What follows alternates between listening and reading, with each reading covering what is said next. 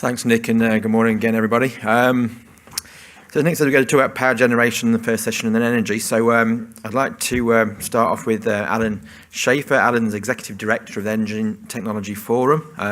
Nice, simple presentation title, Course Correction. So Alan's been working in climate, energy, environmental, public health and transportation for more than 35 years.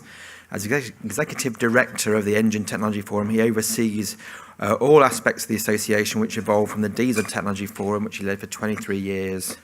Previously, he was Vice President of Environmental Policy at the American Trucking Association, where he represented the trucking industry on legislative and regulatory environmental and energy policy matters at the national and state level. So let's welcome Alan with his title, Course Correction. Thank you very much, Alex, and good morning, everybody. Nice to be with you. It's a big, beautiful morning, I guess, right, for some. But my time this morning with you, I'd like to talk a little bit about sort of where we are at this moment in our policy space that we're all operating in. And the title of my talk, I think, is somewhat self-explanatory. And then finish up with a little bit of a prelude into our following presenters on power generation. So a quick word about us. I think many of you in the room hopefully are aware of the Engine Technology Forum. We are all about fact-based policymaking. Our efforts are to go out there every day and to educate policymakers and influencers about the great things going on in this industry and to this equipment. We're researchers, we're educators and communicators, and that is our business. So we don't spend a tremendous amount of time at industry events, but we like ones that are well organized, put together, and have great content like this one. So I'm delighted to be here. Last week I was walking on the National Mall with our exhibit at the Construction on the Mall celebration with the Association of Equipment Manufacturers, and doing what we do, which is to talk to members of Congress and talk to new senior officials at the EPA. That's Alexander Dominguez, has a senior leadership role in the Air Office now, and trying to understand where they're coming from and help them see about the great progress that's being made in the industry here. I want to thank all of our members who enable the Engine Technology Forum to do what we do, and they are represented here, and we've heard from some of them already at this conference, and we'll hear from some more this morning. So thank you to all of them. And for those of you that are not members, there's a room for your logo on this slide as well. So we'll be happy to talk with you about that later on. When we think about the world, we like to be inclusive, right? We know what companies are doing, looking at all technologies. We're also realistic, though, about the incredible role of advanced internal combustion engines on so many sectors of our society. And we see a future where those engines continue to operate and thrive in many applications, as was discussed earlier, and using new kinds of fuels, and also being part of a more complex energy system that works with on- and off-road machines and equipment. There are some out there seeking still to ban internal combustion engines and thinking that they need to go away. And that is part of our business as well. We believe that's a mistake. And our work is to really bring that argument forward about how far we have come in perfecting internal combustion engine technology and how much more opportunity there is. And there is quite a bit. It's also important to realize that this industry, this technology, these diversity of fuels that this industry can use is also key to realizing American energy dominance. And where have we heard that term since January 20th? Everywhere. And so the use of internal combustion engines really will facilitate achieving that objective. And for this administration, those are the right words to use. So how many of you feel like this? Almost every day, right? And if you're in the Washington world, you know, I used to love looking, we scan about, we have a news curation system. I look at news twice a day, 300 clips of things. Most things don't matter, but there are some that do matter. And but this is what it's been like more and more in the last period here. So let me just split my comments here on a little bit on policy and then a little bit on the other part, the communications. And so we have altered course. That's pretty obvious that we are now moving in a world of energy dominance, thinking about things in a different way, and all the efforts in the previous years and policy to support decarbonization has taken a back seat. And I'm not saying that it's gone away, and certainly hasn't gone away in your companies and your customers, but it has taken a back seat at the moment. And we have to be mindful of that as we talk about this technology and where it goes in the future. So the course has been altered, and it is a new heading of uncertainty. And I don't think any company in this room likes that term. Nobody wants that as their heading on their next destination. But that is what we have. It is a different track. All of us are familiar with a regulatory cadence, right? Many of you, myself included, have tracked our careers through various iterations of emission standards, 2007, 2010, 2014. And now we're living with a deregulatory environment and mindset. And that's a very different time frame and thought process. And a lot has happened in just a short amount of time. And by the last count I had put these slides together, there was 152 executive orders. Of course, not all those apply to this industry, but you get the idea that a lot of big things are moving fast. We don't know where they end up at this point, but they are moving, and so that creates the uncertainty. EPA is on that deregulatory trail, no question about it. But the outcome is not clear yet, and I think it's going to be some time until we're going to understand what that outcome might be. But any one of these things is fairly monumental when you think about regulations on power plants, CO2-based regulations, emission standards on light-duty and heavy-duty vehicles on highway. These are all big deals in their own right, and many of these are up in the air right now. So there's sort of a question about how many actually come to fruition, but we don't know. But what does that mean for internal combustion engines? Well, so far, maybe hard to say a little bit. I think that, as I've outlined, the energy dominance agenda certainly supports the idea of internal combustion technology playing a forefront role. It's not a fact that's always brought out. It's sort of taken for granted, you might say, at some level.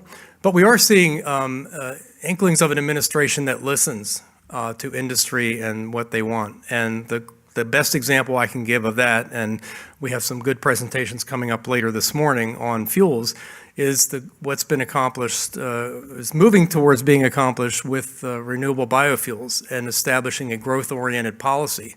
Finally, after 4 years of stagnation and sort of favoring other kinds of fuels and technology. It's the regulatory patient is on the operating table. It's fully opened up. What happens next really is somewhat hard to say. I think it poses some important questions for this sector. And I've heard some of that yesterday. Ray Gallant's presentation from Volvo talked about some of this. I think, the questions are, what does a deregulation-minded administration mean for this industry? How do they think about this technology, right? We know how other administrations have done emission standards. How would this one do it? Hard to say at this point. Is there a time to reconcile federal leadership in national environmental policy and maybe put California in a different position? Something that some are working on right now. And for this sector particularly, is there an opportunity to shift the paradigm from constantly lower standards of new engines and equipment and to start thinking more holistically about the work, the tasks, and how those machines are used as opportunities to reduce emissions, improve efficiency, productivity, and save energy? I think it is other questions I come up with when I think about this is, where are the customers? What are the contractors? What are the people that buy and use and rent these machines thinking about these issues? I think that from my travels and even from last week talking to folks on the mall, they're talking about workforce. They're talking about tariffs. They're talking about anything but environment, emissions, regulations, and fuels. So that industry is focused in a different way for maybe some obvious reasons, and really held hostage maybe to the broader economic pressures. What is where are they on things like ESG and the economy? Where do they stand on that? I think it makes it hard because the industry is very fragmented. What is a construction site? We got tons of little contractors, and you've got the big nationals that can do big things and have some of these bigger and longer term visions. I will say that I don't see it as being the trucking industry, and I think about what's going on right now. And as you heard from Alex's intro, my background is from the trucking sector, and so the American Trucking Association said, you know what, these Phase 3 greenhouse gas rules. It's unrealistic, and we're not going to be held hostage to that. We're going to the Trump administration. We're asking for change, and change is probably what they're going to get because they led it. It wasn't the engine manufacturers necessarily pushing it, but it was the truckers' voice that did it. And you don't necessarily see that coming in the contracting sector at this point. So I think that there's some different forces at work here that will ultimately be important along the way.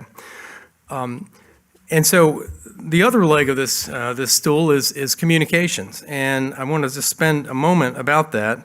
And you think about what is fueling some of these policy changes. It's how we talk about these issues and how the public perceives them. And we here have undergone a massive transformation as well. We've heard climate crisis and climate emergency so many times over the last 4 years that it became sort of, it didn't feel like an emergency anymore. It just felt like something people said. And we saw this new administration come in with an entirely different mindset about the media. And I'm not saying it's good. I'm not saying it's bad. It's just very different. And you see what we're dealing with today is a really declining trust in the media.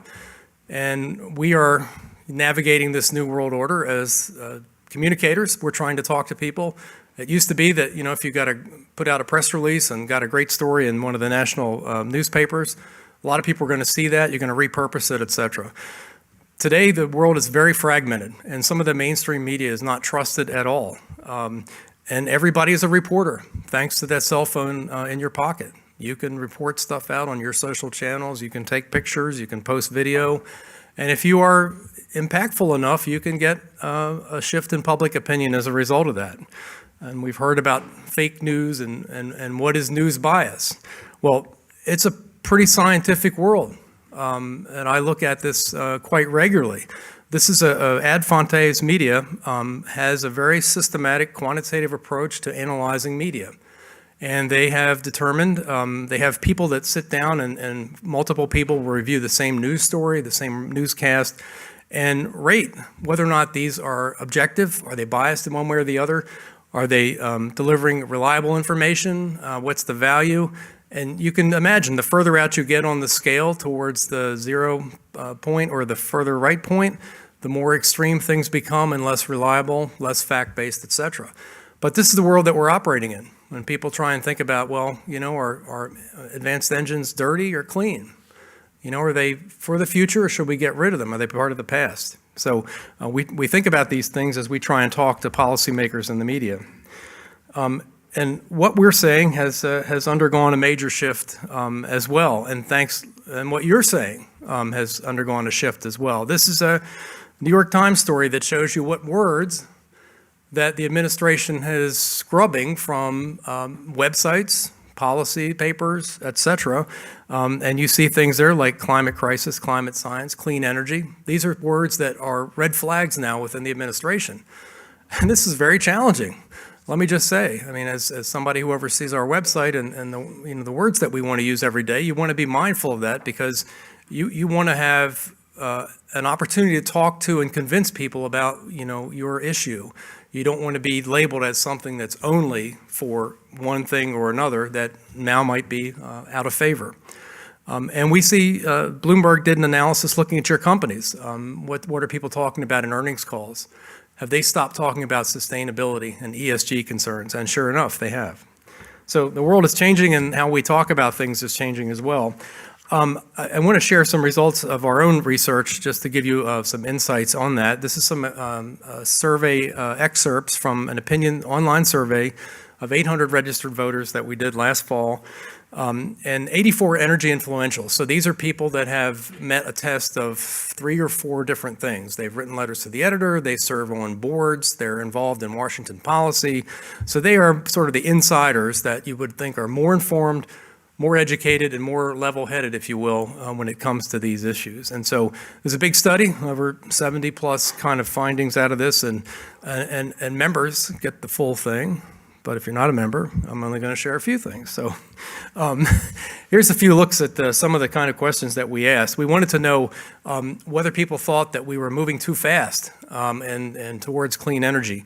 And when you look at the results of this survey, you find that the yellow bars here give you an indication that people were concerned, somewhat concerned, very concerned, or extremely concerned that we're moving too fast towards clean energy. And again, this was taken in the fall of last year, so we're sort of in the thick of the clean energy wave and transition. And so that is a mindset that we need to be thinking about, because if that's what people are perceiving, how do we operate in that space? So if people think we're moving too fast and it's going to cost too much, that's an important thing to know. And we also wanted to know how people think about internal combustion engines, right? I mean, should we get rid of everything we have today, petroleum-based fuels and internal combustion engines, and only use zero-emission technology, or should we use a mix? And this is a kind of question that sort of gets at that. There are three fictitious people, Smith, Jones, and Wilson. Each of them hold a different view about two extreme views and one kind of in the middle. And you see that the Wilson has prevailed in this, and that is up 7 points since we did this before in 2022. So you see a trend of people saying, yeah, wait a minute, well, this new energy stuff might be good, but we don't want to move too fast, right? We need to keep the good things we know that work, as well as welcome some of these new technologies as well. So that's kind of an important development. And then we look at, when we talk about internal combustion engines, we know what they are. That's our business, that's our world. But we talk about, how they're used. Oh, they're used to build your new home, or they're building that hospital in the neighborhood. You've seen those excavators and things along the street. Once people start to understand the context, then they have a greater appreciation for whether or not they are part of the solution, and definitely part of the solution or part of the problem. So you see that folks, registered voters, definitely respond to this idea, and they see that it is part of the solution. And then lastly, what happens if you tell them the right story? And this is we do sort of a before and after kind of thing. We say, thinking about the positive and negative characteristics of advanced internal combustion engines, would you say they're part of the problem or part of the solution? And then they'll get some information about the technology, and then we'll come back and ask that same question again. And you can see with the green, I should use the pointer here maybe. You can see with the gains that after you inform people, they do respond favorably. They say, oh, okay, yeah, well, that makes sense. Maybe we want to keep those around for a while because they're doing these important things. And they're definitely more part of the solution than part of the problem. So these are things that we look at and research, try and understand more about, that helps inform how we do communications, and also the strategy when you're approaching major policy efforts. Important to know that as well. So just to wrap up this piece of it, what we have in course correction here is a different environment for sure. A lot of uncertainty. Nobody's not aware of that. And it comes with a price, right? And that's the freezing or the elimination of a lot of money. And that is got a lot of people concerned at the moment, and rightfully so. Projects moving forward are getting started, and maybe not so much anymore. And it's somewhat the opposite of what we need, right? We need certainty. We want ability to make plans and investments in a thoughtful way that contributes to our success. And I think there's also, though, what's needed is the mindset to explore opportunity here, to kind of not resist. Resist maybe is not the right word, but I'll use it. Not to resist what's happening now, but to somehow engage it in a way that allows you to continue to do your business and to thrive and to advance ideas. Like, if there's ever a crazy idea that the industry had, I think now might be the time to bring it forward, because we've got an administration that's in tune to addressing issues and problems, and particularly ones that could be associated with the past. So a lot has changed. But there's some things that have not changed either, right? The states haven't suddenly shifted all their policies, but they're restrained for a variety of different reasons. Your customers maybe are a little bit more restrained now than they were, but they probably haven't altered their course substantially yet. There's still the pressing need of the day-to-day, right? Folks need to have machines and equipment that works, generators that come on when the power goes off. That's going to continue, right? And we haven't really ever lost the idea that we need to be out there telling the story about the industry and the technology, and to deliver that message in the right way. So I think, when I hear people talk about this, it's, play the long game here, right? Don't panic. Let's see where things end up. But, we've got to play a longer game here, that these technologies are here to stay, both on the ICE side as well as electrification, and new fuels are coming in. How does things work out? We'll see in due time. But there's also, an importance to consider some policy options. Excuse me. Okay, so let me just conclude here with a little bit of a prelude into our power generation segment. And so this is important to us because we think about the world simplistically as we talk about the issues with our audience, which is, elected officials, policymakers that may not understand the importance of backup power systems and keeping hospital lights on and, supporting the grid. And now more recently, certainly data centers have brought power generation more into the forefront. And this administration is very energy oriented, as we've seen. And so let me just say a few things about where we are with this, what we're doing, what we're seeing in the field, and that will be a good prelude, I think, into Michael and Brian's presentation. Well, here we are again. It seems like every beginning of every summer, the stories come out, there's red flags, right? The nation's grid system is fragile. There's a potential for blackouts or brownouts this year because we've taken capacity to produce power offline, replaced it with maybe less reliable intermittent renewables. And so this might create problems. And so this is a familiar pattern. We've seen it, I think, every single year we've been watching these issues. And, some regions take precedent one year and next year will be the next region. But it is just that time. But it is in the mindset of everyone now. And they think about it. And our media helps do that. So, for example, June 1st is the beginning of hurricane season. I'm already seeing news stories about what is Verizon doing to help ensure that their cell networks will stay connected during hurricane season, which runs from, June to November.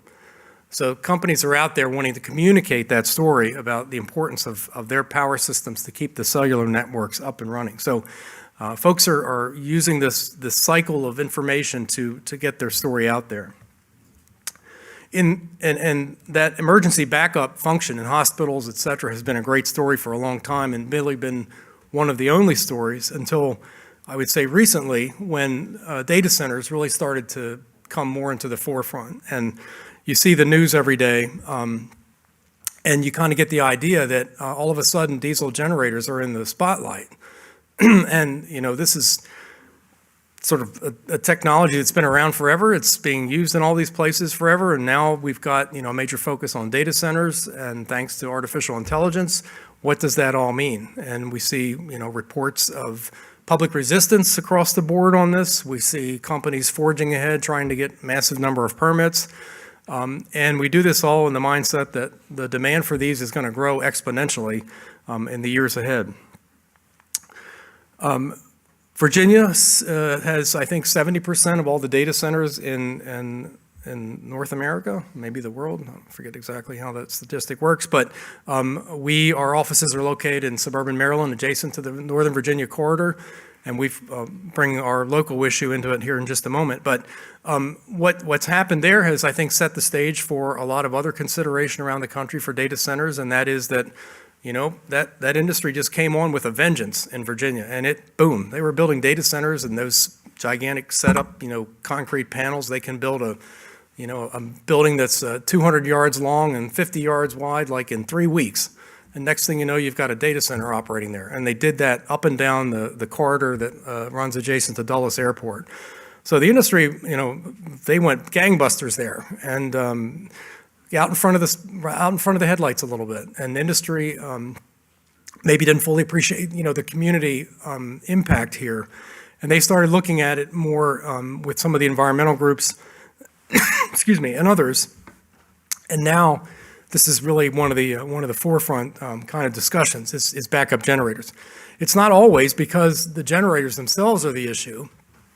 It's often because people just don't like data centers. There's the noise associated with it. There's the land use issues. Those are often the primary things, but the fact that they have diesel generators and they're getting permits for 250, I mean, people can't imagine what that means. And, for this industry, this, of course, is a huge business opportunity. So it's important in many different ways. But we see the issue sort of ping-ponging around now. We have, and we were just talking before the session began about the incredible amount of installed power opportunity that's out there at data centers. Gensets are all over the place. And yet we don't really leverage those to support our nation's power needs, not just for data centers, but maybe for the broader good with the grid and ensuring the reliability there. And, this case in point in Virginia, folks wanted to use the backup systems at data centers to rely on those in times of,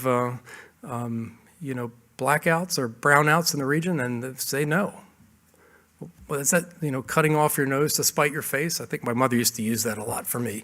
But sort of, right? I mean, that's kind of the situation there. So we're, watching and trying to be involved in these issues by educating these policymakers, writing letters to the newspapers, showing up at some permit hearings and really trying to make sure that there's a fact-based understanding about these units. Wait a minute, what's the difference between a tier 2 and a tier 4? Certified versus not. They're not running all the time. Don't forget that. I mean, that's kind of the main thing that comes up here. And so the issues are many on data centers. We're tracking legislation on this. One of the things we do. This is a map as of May 19th, looking at the number of bills running out in the U.S. right now on different state legislatures, that are considering various regulations on data centers and some aspect of power generation. Maybe a minor thing or maybe a bigger thing. But we look at it on a regular basis and again, try and engage ourselves to take on those more challenging issues that might prohibit the acceptance of backup power systems at data centers. And there are studies coming out that add fuel to the fire of the opponents in this case. You all saw, I'm sure, the end of last year, the UC Riverside Caltech study that put a quantification on the impact of data center emissions that result from power generation, backup power generation, just the routine testing, right? And it's a fairly extensive paper, got a little bit of media coverage in the San Francisco Bay Area, but it's very traditional kind of study we've seen before, right? It's focused on health effects on diesel, right? That's been around forever, and we see how this might be used, and know that the way these things work is that folks will use this in various settings to oppose data centers, to oppose generator siting, et cetera. So we're on the lookout for that and trying to bring another point of view to those kind of stories. And that's how I'll end up here, and that is, what do we, we're writing letters, we're involved, and we happen to have a local situation. Maryland has a new 2,200 acre data center campus that's been percolating for a few years. The first effort to put this thing in place, the Public Utilities Commission, one of the commissioners expressed a strong distaste for diesel generators, period, because they were based on fossil fuels and they weren't clean energy. So they were going to force the applicant to go through the Certificate of Public Convenience and Necessity process, which is a lengthy and time-consuming effort for the data center tenant, your customer, to partake. And in this particular case, the data center tenant, Align, said, no thanks, see you later, we're leaving. And so they did. And of course, this set off alarm bells with the governor of Maryland, Wes Moore, who thought that, was watching what was happening in Northern Virginia, tremendous growth in data centers, tax revenue, et cetera. We got to fix this. So to the governor's credit, he put forward legislation that eliminated that requirement for data centers. And so we didn't have to go through the process of trying to convince utility-based commissioners at the Public Utilities Commission that, these were the gold standard for backup systems. And despite your personal vendetta against diesel, these were the right choices, and they could be very clean and very efficient. And so at the end of the day, legislation was passed, and now that data center is moving forward. There are 2 tenants there. Things are happening. But for us, it was a real eye-opener because this is in our backyard. Our office is located about 8 miles from where this site is. So we're seeing it all. We're seeing the state do the permit hearings. We're seeing the local community respond. We're going in and meeting with the state and local officials, and thank you to some of our members, bringing them along for the education process there and trying to steer those folks the right direction. So all worked out well, I think, so far in this case. But to use a phrase, it takes a village to get that done. So we're happy to help be that village. I think just on the generator side, this is something it's going to continue to be a huge issue for industry down the road. I think my experience with this is that backup generators aren't well understood by local officials. It's a fairly complicated world. Truck emission standards are pretty straightforward. Based on model year, we don't have to get into all this stationary permitting, certified or not, hours to run. It's a more complicated area. And what I've learned in this process is that local officials, they want to do more, right? Whatever the idea is, that they want to do more to protect their community and their citizens. And I think they're well-intentioned, but they get off on the wrong track. And the classic quick example I'll give you is in our case in Maryland. The initial local regulation said that your maximum on-site fuel storage, I think, was 1,200 gallons. It's for the whole data center, the whole campus. So how did that come about? Well, it came about from the local county fire folks saying, okay, well, what's an above ground tank size? How much do you need? So how long can you run a generator on 1,200 gallons of fuel, not let alone, more than 100? So importance of being involved and educating these folks. I think, and maybe we'll hear more about this in a moment, but as we face, sort of a broader consideration about our nation's ability to provide consistent electrical power to all of us, are we missing out on opportunities? And in the case in Maryland, the one downside I would say is that the local regulation said you cannot be connected to the grid with the generators. So they were in super control mode that you can only use it as emergency, and we're going to put all these restrictions on it. And by the way, you can't ever connect it to the grid. So that creates maybe a loss of opportunity to help provide a meaningful service that now is quite of interest in this Pennsylvania, Maryland region, where there's some concern about ability to provide power in the future. So we're working to try and bring that forward as well. And I do think that with this administration, there's an opportunity now. I mean, there's some crazy things happening, but crazy things are happening because people are going in there and asking, like the oil industry and the renewable fuel folks getting together and saying, hey, this is what needs to happen. And, hopefully we're going to see good results from that. And maybe that was too hard 5 years ago, but it's happening now. So I would encourage us to think broadly outside the box and try and look ahead. But I will conclude just by saying, this industry does great work, produces a lot of incredible technology. People have no idea what goes into producing these machines and equipment and how they're used. And, I think we all know that for many sectors, this technology is going to be around for a long time. For some sectors, we're going to see some loss of market share for internal combustion. And, that's if it's the best application, best use, that can be a good thing. But it's incumbent upon all of us to get out there and make sure we're telling that story and people hear us. So thank you very much. Great to be with you, and look forward to any questions.